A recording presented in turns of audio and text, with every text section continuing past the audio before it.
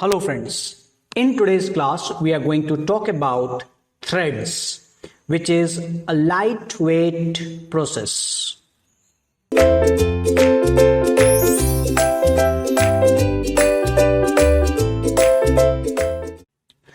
So welcome here, and we are talking about thread.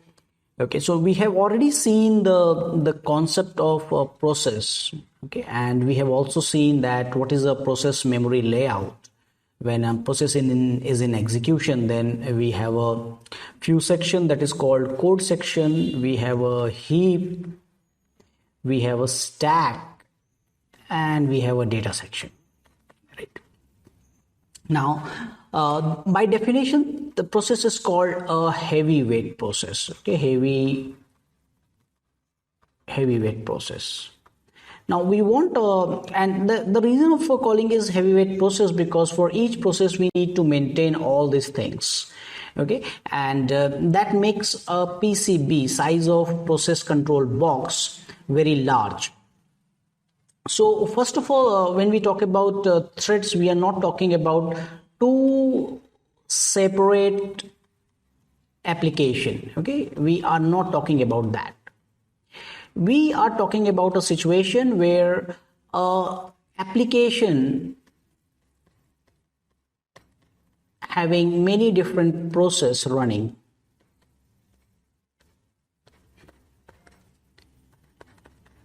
Many different process running simultaneously.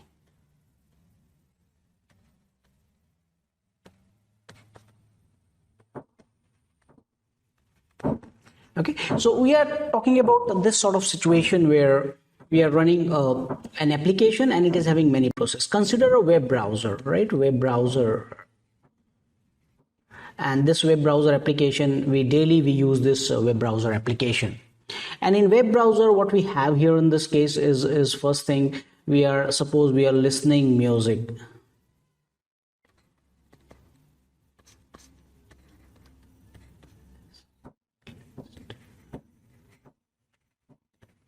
Okay, we may have a process that is downloading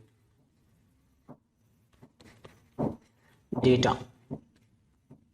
Now let me restrict here in this case, and suppose simultaneously we are also loading a page, let's say. Now these are the three different activities involved a single application. Right now, if you talk about, if you have an application, so there must be a web browser application that is capable of this playing the music. So the entire application code is required. Application code is required, and that code will be keep on executing and playing the music. Similarly, there will be a process, let's say part of application, which is downloading the data, and for downloading the data, we have a complete separate, let's say function modulo, or let's say complete separate process are there, which is also part of the same application. And similarly, loading a page, all this requirement and this network connection is also a separate process. Now, there is something common between these three things that is getting executed. And what is common here in this case is they are having same code. Right, their code space is not different. So some part of the code may be handling your application that is streaming that music, and then some part of the code is downloading the data, some part of the code is loading the page. So there is some common entity into this, right? So there is something common, and as well as the data that it is accessing, that is also not a something that is different. The data I'm talking about, the application data, the variables, right? I'm not talking about the data that is coming from outside. So the application data, the variables, right? So that will be also same for all these three application. And also if they are accessing some external files, they are accessing related with, again, the related with the application, I'm saying, not for the file for music or file for this data that I'm downloading, related with program files. So that will be same.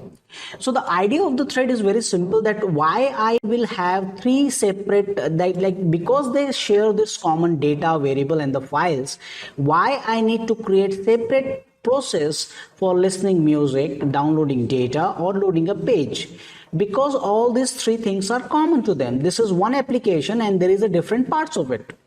So rather than creating a separate process which is for downloading data, 1, 2, 3 different tasks, rather than creating three separate process, the idea is that because they have something common, so let's have a common entity at one place. Let's not have three different common entities at one place, and for execution of each one of them, what is required, that can be different. Maybe for requirement for music is different, downloading data may be different for execution purpose, and loading a page may be different for the execution purpose, right? So just do not load the code 3 times, data 3 times, and all the variables 3 times, and just have a single time loading of this that is the text of the program code. And what can be uncommon is the execution part. So in execution part, the strict requirement is what? A strict requirement is your stack, and if you are executing something, the strict requirement is the register, right? So these are the strict requirement. And why can't we have this thing separate and this thing what is common here at one place? Now the advantage of having something common at one place is that the entire PCB size will be reduced, right? PCB size will be reduced, and the process size will be reduced in one way. Okay, process size will be reduced because I'm not loading the same thing again and again. And that is the concept of your thread, which is typically called as, if a process is a heavyweight process, then my thread is a lightweight process. Now this will certainly going to improve some of the aspect of program execution, and where one of the aspect that it is improving, it can be because it's a lightweight, the context switch time. Okay, context switch time will be less in case of thread. Okay, so that is the basic idea. And we have a programming language, that is your Java, which is provide a multi-threading environment where a single program can be a part of can be a part of a larger program, and we can have two concurrent process running which share the same let's say application or same main program. Okay, so 2 or 3 multi-threading environment. So in Java, this concept is there to create a multi-threading environment. Okay, so I hope I'm able to explain the concept and why the thread becomes the lightweight process, and what is the difference between the thread and your main application. So here few points regarding this thread. That is, a thread is a lightweight process that can be managed independently, right? It doesn't mean that we are having something, they are not independent dependent on each other because they belong to the same application, right? So that will always come in the mind, that are they dependent on each other? So they are independent of each other by a scheduler, right? So for scheduling purpose also they are independent. And this is the most important part. It improves the application performance using parallelism, or let's say concurrent execution, right? And concurrent execution because we are not talking about parallel processing. Definitely in parallel processing or distributed environment, definitely it will helpful for you. But in this case also we can have a scheduling, and one time it is scheduled the music part, then downloading part, and then let's say loading a fresh new page part. Okay, so that way it support parallelism, and because of this parallelism, definitely your application performance will be better. A thread share the common information like data segment, code segment, and files. Okay, so data segment, as I told you, that the code is common to both of them because they are part of the same application, the files required for the execution and the data. With the speed threads which contain its own register, stack and counter, etc. So now this is the common part, right? So what is now uncommon part here in this case is with their peers, they share this data segment, code segment and the files, and what they own their own. So thread T1, T2 and T3, they will have their own set of registers because their execution will be different, and they will have their own stack, right? Like a process is having own stack, and they will have also their program counter value, separate program counter value, right? So this is the common part. And what is uncommon, just keep in mind here the theoretical aspect of it. They have their own register part, they are having their own stack, and they are having their own counter, which is not like PC program counter for execution purpose. Okay, so there are two main types of the threads are there. That is, there is a user level thread and there is a kernel level thread, right? So they are implementation of the threads are done by the user or at the kernel or the operating system level. So this is a single and a multi-threaded process where we have a thread, single thread is there. So you can say the process is nothing but a single thread, is having only a single threaded process. We have only one process handling each and everything, and we have all things belong to this single thread.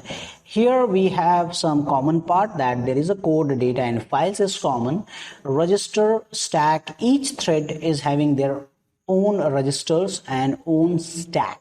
So more or less it is a process, but it is not maintaining the entire thing. It is only maintaining its register and the stack. Now this is important, why we are doing this thing and what is the benefits associated with this. And already I have mentioned one part here, that it improves the application performance, right? So performance of application will definitely improve, where most other things are responsiveness. Okay, as a user, what you want here is you want a response. When you put a click, or when you put a type, a web address like HTTP, and then you type an address over here, you want it to be loaded. Okay, so now it may allow continued execution if part of the process is blocked, especially important for the user interface, right? So now one process is trying to complete the IO. So what will happen if you don't provide the multi-threaded environment? In that case, if you're downloading something, it will wait for the download to complete, right? It will wait for the download to complete, right? But in multi-threaded environment, it may be possible that it is one is waiting for the download to complete, and another thread is still operating, and it is loading the data or downloading the data. Resource sharing, as we have already told you, that they are sharing data, they are sharing the code. So they are basically shared process. They are sharing the memory, right? So as we are sharing the resource, and that is a good thing, that we don't require three separate or let's say in terms of memory, we don't require them to have memory pages, different memory pages. And definitely it will also utilize the memory in better way, right?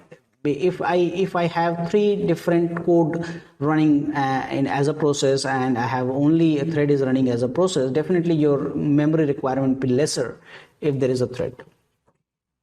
Economic, cheaper, and when we say cheaper, the process creation, thread switching, the lower overhead of context switching. So at this point already I told you that because it is a lightweight process, context switch, the amount of the saving required and jumping into another process will take you less time.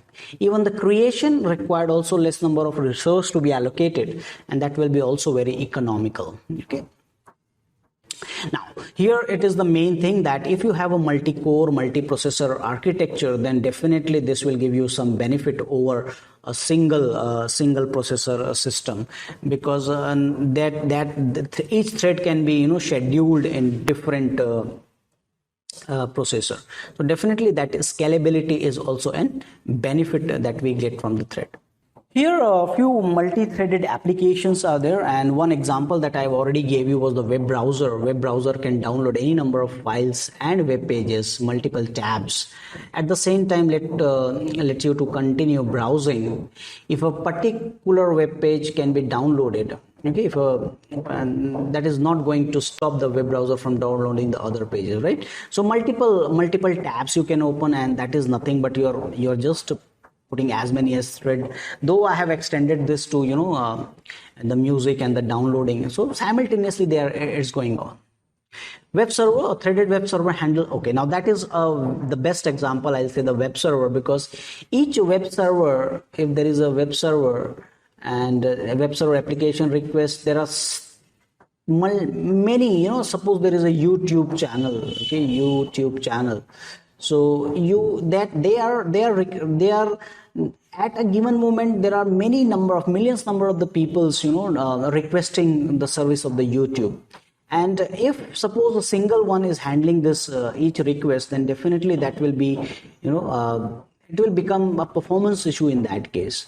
So a multi-threaded web server can handle this all millions of the requests by creating the thread very easily. For new thread, there is a thread pool, and every time a new request come and assign the thread from that thread pool. Computer games, you have various objects like cars, human, birds, which are implementing as separate threads. Also playing in the background music at the same time playing the game is the example of multi-threading. Okay, so each object is car is and humans and birds, and each is participating in the same game and they are implementing separately. Text editors like our Microsoft favorite Microsoft Word, when you are typing in editor, spell checker, formatting, text and saving and text all are done concurrently by multiple threads. So that is something that you can experience. Web browser is a very practical application, and you might have experienced this thing. Okay, so simultaneously, just checking the spelling, formatting, text, and then saving, right? Last one is your integrated development environment. In that case, in Redis Studio, run multiple threads at the same time. You can open multiple programs at the same time and give the suggestion of completion of the command, which is a separate thread. Okay, so these are very practical examples, some multi-threaded applications. Now we come to the implementation part, and I already told you that there are two categories of the threads are there. There is a user level thread and there is a kernel level thread. Okay, so I'm just reading few points, and these all points are very important point from Gate perspective. Okay, so just try to listen them very carefully. The user level threads are implemented by the user, and kernel is not aware of the existence of this thread. Okay, so kernel is operating system. Operating system does not know that there are threads. Okay, and it is totally implemented at the user level.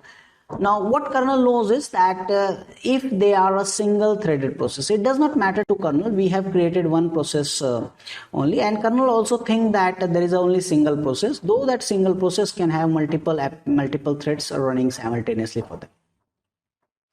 Now user level threads are small and much faster than the kernel level thread. So that is the advantage that you get, because kernel is not involved and it is not taking the headache of maintaining the thread.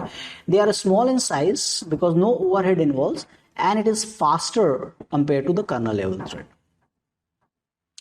They are represented by PC, program counter, stack register, and small process control block. And there is no kernel involvement in synchronization for the user level thread, right? So if even if you're writing a two process which are cooperating with each other, or cooperating process running simultaneously sharing data, there is no kernel involvement. Okay, so you have to handle at the user level. So definitely there is a few advantages and disadvantages associated with the user level thread, and let me read it out and explain it to you. User level thread are easier and faster to create than kernel level thread. They are be more easily managed. Okay, managed by the user. User level thread run on any operating system. There is no kernel mode or privileger required for thread to switching from the user level thread. Okay, so because kernel is not aware of it, we don't require explicit system calls that require that support of threading, and that makes is there is no kernel mode in this case. The disadvantage is multi-threaded application user level thread cannot use multi-processing for their advantages. Okay, so because the allocation and deallocation, allocating the memory is the totally responsibility of the operating system, and operating system thinks there is only a single process available, right? So we cannot take the advantage of multi-processing system, and this is the most important one, that entire process will be blocked if the user level thread perform a blocking operation. Okay, so entire process will be blocked if the one user level thread perform the blocking operation. Okay, so independent, and because the kernel thinks that operating system thinks that it is only single process, if one process issue a blocking operation blocked, then the block one user level thread, okay, the entire process will be blocked. So that is your user level thread. Kernel level threads are handled by operating system and directly, and thread management done by the operating system, and that makes it what? That makes it somewhat like some overheads are there, because you have to do all the context and information will be maintained by operating system, and we cannot proceed independently. The context information process as well as the process threads all managed by the kernel. Because of this, kernel level threads are slower compared to the user level thread. So there is few advantages and disadvantages, that multiple threads of the same process can be scheduled on the different processor. So we can take advantage of multi-processor. In which thread? In kernel level thread we can take that advantage, because kernel is aware of it. Kernel routines can also be multi-threaded. Okay, so even we can implement this thing, kernel level thread, even for its own routine it can do the multi-threading. If kernel level thread is blocked, then another thread of the same process can be scheduled by the kernel. So there is no such a requirement that one thread blocking of the user, the entire process will be blocked. A mode switch of the kernel mode is required, transfer the control from one thread to another thread. So because thread is managing in this thing, then you have to go to the privilege mode to go to one thread to another thread, and typically slower when as well as manage as compared to the user level thread. Okay, so this is the kernel level thread. The next part is your multi-threaded model, which can be if you have a multi-threaded model, then many-to-one, one-to-one, and many-to-many models are there in this.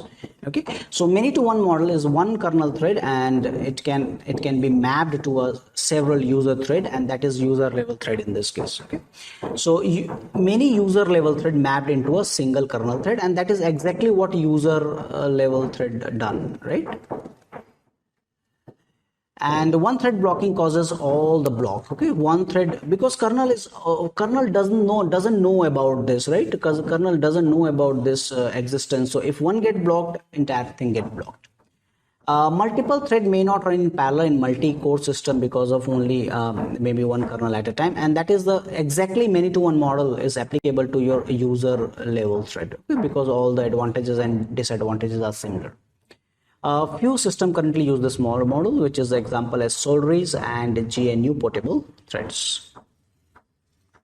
This entire topic of thread is entirely your theoretical, but there are really some questions from this particular topic. And when we will go through this entire part, you will observe that this entire thread thing is nothing but it's a theoretical aspect. Okay, so there is no concept involved, but yes, there are few good questions belonging to from that particular topic.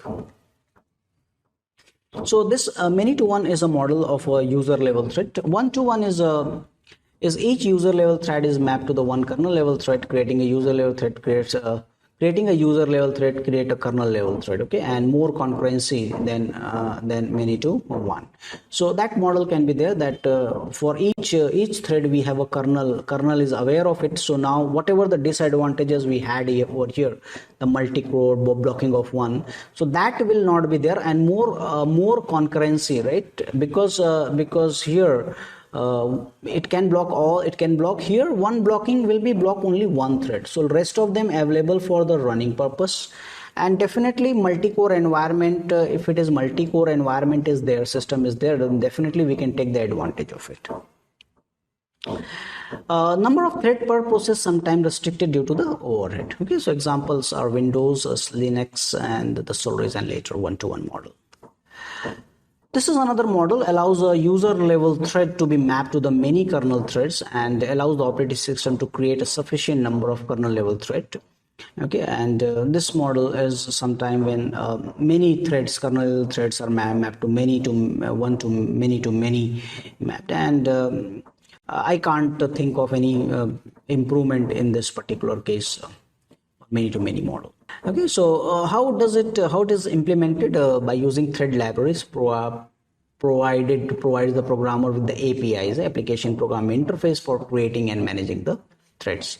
Two primary ways of implementing: libraries entirely in the user space and kernel level library supported by the OS. Okay, so that completes your the topic, that is thread. And I believe that this entire chapter covers all the important aspect that can be related with the thread. So it's a lightweight process. We have few advantages, and this is the model, and this part is the benefits that what we can have from having a thread. And then we have seen some great examples of using the multi-threaded applications. And we have a user level thread, which is kernel is almost unaware, blocking one or can block the entire one. We are on our own, and this is more or less faster because we don't need to switch. Multi-threaded application is not possible in user level thread because really kernel is not at all aware of it. Kernel level threads are handled by the operating system directly, and it is we can take whatever the disadvantage over here. The context switching will be provided. In that case, we can have blocking issue will not be there. Okay, so these are the multi-threaded environment, and these are the few different models are there, and with example of it. Okay, so that's all for this discussion. In the next section, we will solve a question related with the threads. Thank you.